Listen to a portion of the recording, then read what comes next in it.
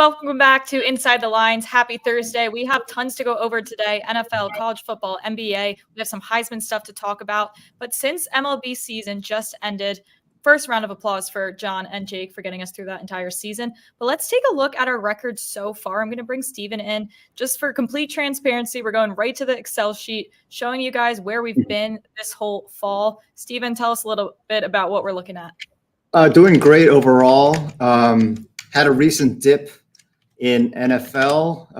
Not to worry, what goes down must go up. We had a great September, plus 335 for that month, and then the last few weeks we've had some tough ones. But still, overall, the strength has definitely been college football. Actually, and a hot NBA start. John finished the season with a pretty sweet profit of +6. But that's should have been around plus 400 if not for that one bad call he highlighted the other day. And I don't want Jake's head to get too big, but he's leading the way. So, you get to keep your job for another few weeks, Jake. Congratulations. Yeah. All right. Well, yeah, 2 claps for Jake as well. Let's move on to some Thursday night football previews. Bringing in the Tron graphic again, you're looking at our 3 picks, and we did the courtesy of giving you the best price to fade us if you want to fade us. But these books that we're showing here have the best value for the props we have. So, Steven, we want to start with the spread here. 2.5 you can find at some books, but quickly moving to 3 on a lot. Yeah, I would act now because it looks like it's going to 3. And even though our model value is not high, right? We have a -3 spread, but at a key number like that, the percentage of covering is actually 54%. Obviously, we go down to around 49% if it moves to 3. So that's a lot of percentage basis. If you were to translate that into a money line, that's 15 cents on the money line. I'm liking that Cam Hayward is off IR. Looks like he's going to come play. Minka Fitzpatrick's out, but I think that can balance out there. Will Levis had an awesome start to his career, but I'm banking on him not being another Justin Herbert. Similar size, great arm strength, came out of nowhere and blew up game 1. But I'm thinking that it's not going to last in Pittsburgh. I think Derek's got some good numbers about how poorly rookie QBs usually fare against Mike Tomlin defenses, especially in Pittsburgh. I like Jalen Warren cost me. I know Mackenzie rubbed it in that she got it 18.5. I had 19.5. They didn't use him as a receiver until the very end of the game when they were trying to make a comeback against the Jags. But I'm hoping that with the Titans, and so he finished with 19 yards and the line was 19.5 that I got. So he owes me. But the Titans' sack production, which was really bad last year, is way up this year where it was when they were healthy 2 seasons ago. So my theory is that unlike Jacksonville, who does not have a good pass rush, that Tennessee's will get Pittsburgh to use a screen pass and dump it off to Warren more. I also think, as most Steelers fans will admit, he has more juice in his legs than Harris. So hopefully, with the Titans' quality run defense, Warren just gets more snaps and again gets over this time. The last one is Nick Westbrook-Akina. His line is all the way down to 15.5. It was posted on one book, BetMGM, at 17.5. And when it posts across the books, there's a couple 15.5s. The model line is 27. So what happened with him is he had a 33-yard touchdown last week. But overall, his snap count was down because Traylon Burks came back and DeAndre Hopkins obviously had a huge game. But Burks is a high injury risk and is not sure, has gotten hurt in-game plenty of times. I think I'm banking on Hopkins also is dealing with a foot injury. Everyone assumes he's going to play, but maybe his time will be limited. And so the overall for him this season is 5-1. He's averaged 33.5 receiving yards. Because his snap count went from almost playing every down to 50%, the odds makers have adjusted his receiving yards to 50%.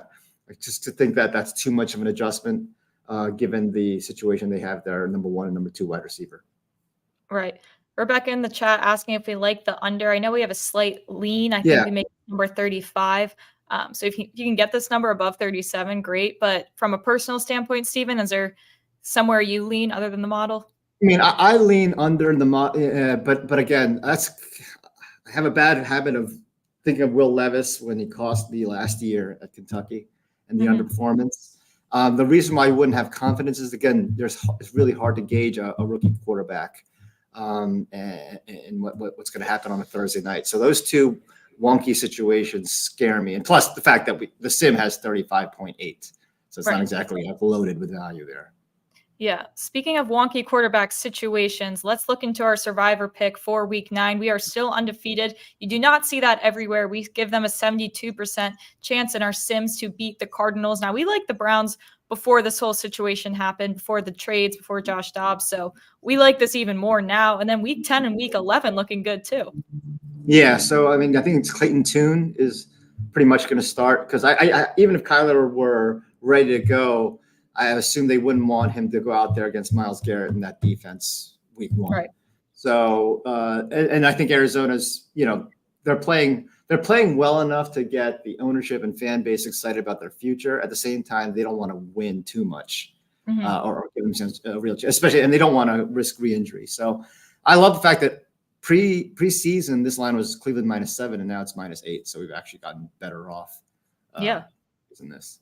Quick comment from Derek regarding Thursday Night Football. Mike Tomlin 8-1 versus rookie quarterbacks. So that definitely helps our situation there with the spread that we like. Let's take a break from NFL. We're going to head into some college football, bring in Jake. Before we get to Team Total Thursday, Jake, a question in the chat, a parlay. So if there's any leg of this that you guys like, we can bring the model in too as well. But looking at Troy to cover, Wake Forest to cover, and Texas Tech to cover. I know we definitely lean Wake Forest, but that's being driven by Sam Hartman. So there's slightly on Troy. Troy at home is always pretty good. I don't know, like if I would play like an alt line. We have a slightly on Wake, yeah. We have met +10, +9.5 versus a line of 12.5 on a consensus, and the last one was Texas Tech. And no value in Texas Tech. If anything, we have it at -1 and they're -3 on the consensus. Battle backup quarterbacks here, so it's whichever one you trust more. I don't love the play. We do have value on Emily Bailey over 81.5 rush yards. We have him over 100 yards, so maybe you could play like an alt line, hit Bailey over 100 yards. You could get some pretty good value.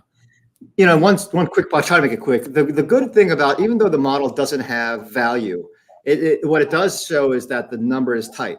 So if you as a gambler have some kind of insight about a specific matchup that may not jump out at you from a statistical standpoint, but you feel confident in that matchup, that is a good time maybe to stay with your bet. So it's not just like models. All we're saying here is there's nothing fishy going on here. There's nothing you got to worry about.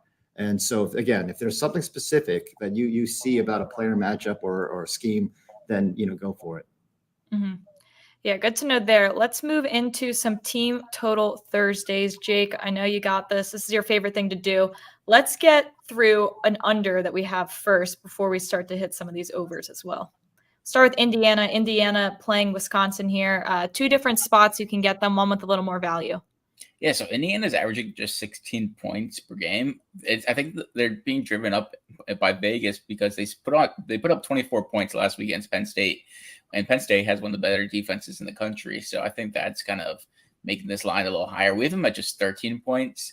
And if you look at the key numbers, 17 is a key number. And so if you have a Pinnacle account, which I'm not sure if I know anyone who has a Pinnacle account, you get them at under 17.5 at -140. And I think that's safer to play than 16.5. But you get that plus number next to 16.5 on FanDuel at +104. Let's move over to Nebraska's team total. They're playing Michigan State. You like them to go over 17.5. Yeah, this is more just fading Michigan State, and Nebraska's playing pretty well lately. They have a running quarterback, Harburg, who's been pretty good as of late. Michigan State gave up 42 to Michigan, and Michigan could have scored 70 against them. So I just like fading Michigan State here, and I think Nebraska is starting to turn the corner. And no one else we love to fade more than Arkansas State. Louisiana playing Arkansas State. The team total 34.5. We have them projected for 41. Yeah, love fading Arkansas State, especially on defense. Louisiana's playing pretty well as of late. We have them projected for over 40 points here. So getting them under the key number of 35 is pretty big here. And you get them at 34.5 also on Pinnacle. There's not many sports books I can find this line at, But the two sports books that do have a line are both at 34.5. So maybe FanDuel or DraftKings does have a 34.5 when it pops up. Mm-hmm. All right, good to know there. Also have to shout out Jake for his cold weather rushing props that have gone 3-1 over the past 2 days. So maybe that's a new trend. Yes. But can I shame Jake for thinking 40 degrees is cold? 40 degrees is freezing. Yes.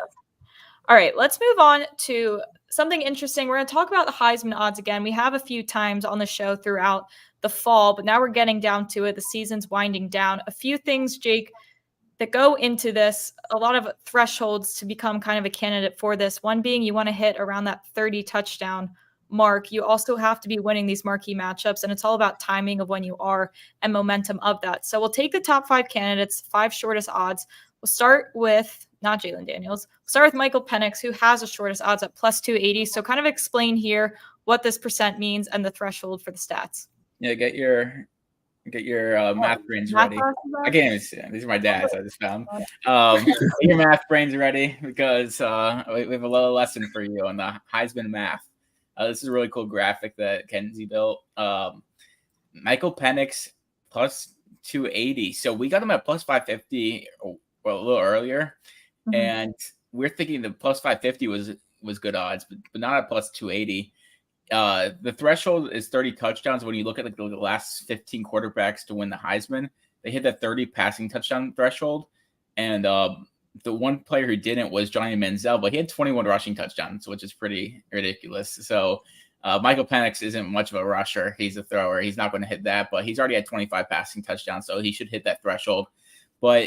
And timing is key, as Mackenzie said earlier. And if Washington loses late in the season, they're not playing that great lately. They almost lost to Arizona State. Timing's key. If they lose, he's probably going to drop quite a bit or could be totally out of it. And we have them going undefeated in just 18% of sims, which is equivalent to like plus 500, plus 550. So we don't think this is great value at plus 280. I still like where we got Penix at plus 550. I'll still take that any day, but maybe hold off right now unless he drops a bit. Yeah, wanting to Penix. The last time we said something about this, it was Caleb Williams, and he fell off the map. So, yeah, Jake is not a kind indicator of Heisman success. Exactly. All right, let's move on to JJ McCarthy. His odds are plus 300. He's another quarterback that still has some battles to get through, still has to beat Penn State, still has to beat Ohio State. We gave him a 22% chance of doing that. Yeah, so McCarthy, another one. He's another player who's undefeated, but we just have him going undefeated in 22% of the time because he has to play Penn State and he has to play Ohio State. Two really good defenses, and he's at the 18 touchdown mark. So he has to get the 30 touchdown mark in 4 games, and 2 of those games are against Penn State and Ohio State. He could get the 30 touchdown mark if they make the Big Ten championship, but if they lose one of those games, it's probably out because Penn State and Ohio State have the tiebreaker. So it's kind of hard for him to hit that. So, and also he was benched in the fourth quarter in a lot of the early games because they were winning by like 50 points in the first 3 games. That's why he hasn't hit this, but he's been very efficient. I just don't see him hitting that mark, and he's at plus 300. We would say fade this number. We'd probably put him at like plus 800 after doing all the Heisman math. Yeah, that's what I was thinking. I was kind of shocked to see his odds so short given the things he has to accomplish and who he has to accomplish them against. Yeah, he's been really efficient, which is going for him, but he's just efficiency isn't what people look at. People like the huge numbers. They like the 35 touchdowns. He has 18 touchdowns and 2 interceptions, but it's going to be hard for him to get the big numbers. And you think the scandal in Michigan could hurt him? The scandal. Yeah, I think the Connor Stallions scandal could hurt him because if they're stealing signs, they're stealing signs on the opposing team's defenses. That has to help McCarthy, and it's probably even if they weren't really cheating, if he had no involvement, these guys who are on the committee might ding him anyways. That's so tough. Unfortunate for them. Yeah. Taft asking if we made a Carson Beck graphic. Unfortunately, I just don't think he's cutting it for our shortest odds here, but girl can dream. All right, let's move over to Jalen Daniels. Now, this is a quarterback who certainly should be hitting this threshold of the stats he needs to. 3rd shortest odds here. You probably think he should be shorter than JJ McCarthy now. If I had a Heisman vote, I'd go with Daniels right now. He's at plus 400. I think he should be probably around plus 250, plus 280, right along with Penix. He has the stats to get there, and you said timing is key, and the timing is good for Daniels because if he beats Alabama and he beats Texas A&M, they go undefeated the rest of the way. They make the SEC championship. He's pretty much in there. So we have a 24% chance that they beat Bama and Texas A&M, which is a lot better than the plus 400 odds. So you're getting good value there, and he's going to hit the stat threshold because he has the best stats in the country. Mhm. People love a comeback story. So coming back from two early season losses, makes you even elevates you in the eyes of the voters. And the rest of they play Alabama on the road, but the rest of their games, the last 3 games after that, are at home. And if they beat Alabama, I think that his odds will probably go to right around plus 150. And people seem to like when you have a bad defense, like Caleb with USC last year. When you have a quarterback can be so prolific and overcome a really horrible defense that plays well.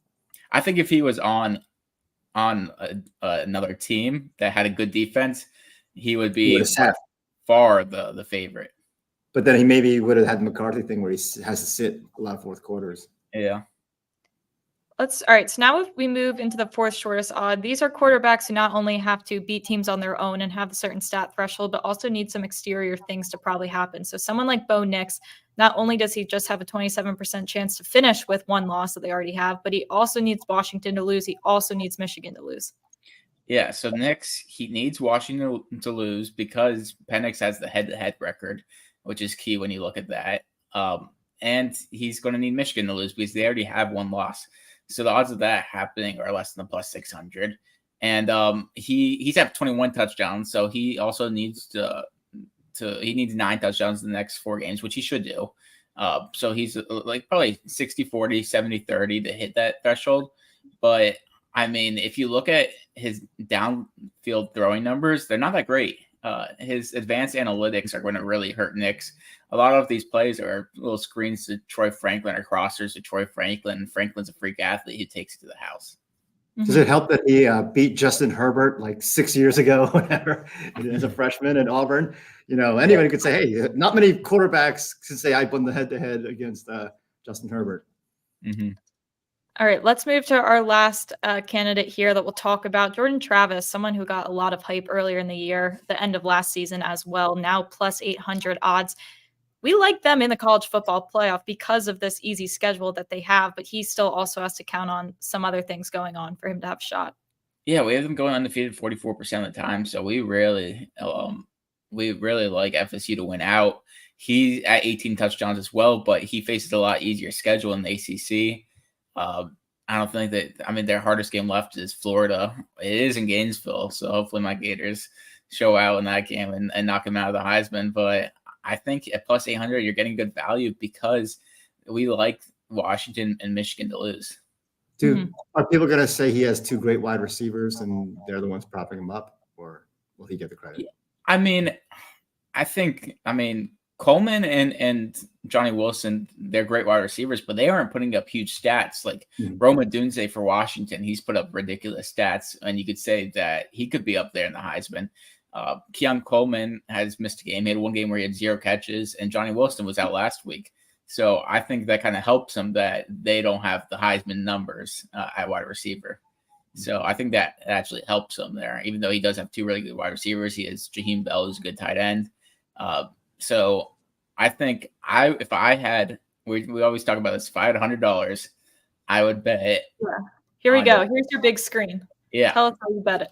I'd be on Daniels and Travis, and then we still have our Penix at plus 550, so I'm comfortable with that, and I'd hedge it with Daniels and Travis. All right. According to records, you should have $952. So that's what that's true. I got some Prize Picks money too as well. All right, good stuff there. We don't have too much time, but I want to hit our 3 NBA games that we do have value on today. Not necessarily all model value, but picks that we've decided we also like too. So, Steven, let's start with the Suns. You like them minus the 8 against the Spurs. You can find this number at 8.5 some places if you want to fade us. Yeah, it's one of those deals where I would act now if you like the Suns. Bettors are responding to that whole second game when teams play each other twice The second one usually goes very different. Now, in this case, it was a late crazy win by San Antonio. The reason I would potentially fade this pick is the narrative out there is Wembanyama starts slow, figures out how to attack a team, and then has his best moments in the clutch near the end of the game. Having just played Phoenix, maybe he'll start the way he ends.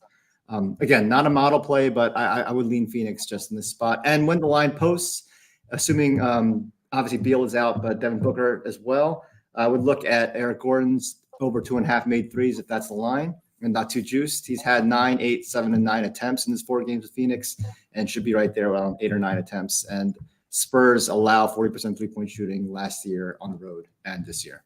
Utah, I don't understand why action's coming on Orlando.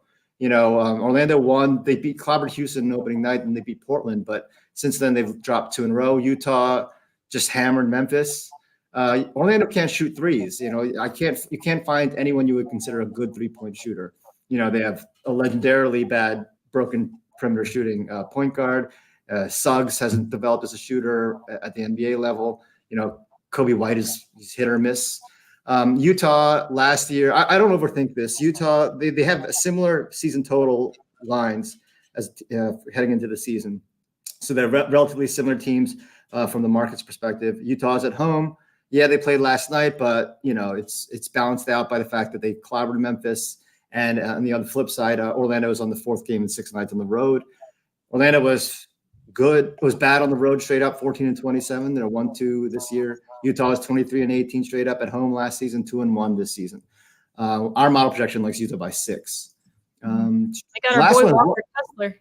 Yeah, Walker Kessler, I was excited about it. He's had 1 big game this year and 4 disappointing games in terms of points, rebounds, and assists. But I note the 1 big game was against Jokic and his size. So when they needed, and Denver's a huge team, right? With Michael Porter Jr. is 6'10", and he's that small forward. So they needed Kessler's size against big teams. Orlando is a big team as well. And so I think he's going to get the minutes. In 2 games versus Orlando last year, he averaged 24 points, rebounds, and assists. So I kind of like the fact that he has a small but meaningful track record of putting up good numbers against those teams. It's all about the minutes for him. Right. And he should get those tonight. We're all about a big comeback. He seems to be due. All right, that's all we have time for today. A ton of information to get through. So I hope everyone got their questions answered. We were able to get to everything we could. If not, please reach out to us on Twitter. Tomorrow, Player Prop Nation. We're taking the deep dive into the player prop market. That's where you'll find a lot of value there. Maybe some more college football plays as well. So until then, good luck with your bets tonight, and we'll see you tomorrow.